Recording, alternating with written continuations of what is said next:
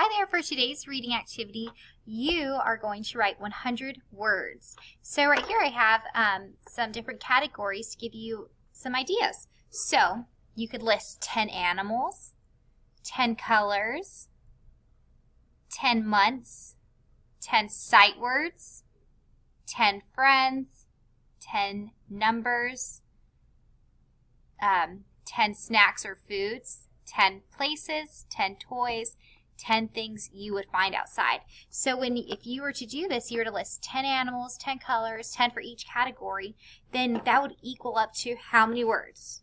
100 words. Let's check.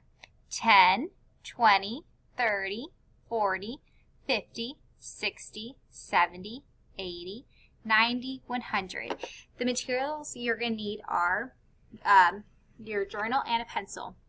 Okay, so this is going to take you a little while to do, so it's okay if you start in your journal and then come back to it throughout the day. But what if it's the end of the day and you've only thought of maybe 30 words or 15 words or 70 words? Is that okay? Yes, of course that's okay. This is just for fun. This is just to write 100 words, to try to do as many as you can, okay? And these are just some ideas. If you want, you can grab a book and start looking for some words in there and write those down, okay? It's just for fun.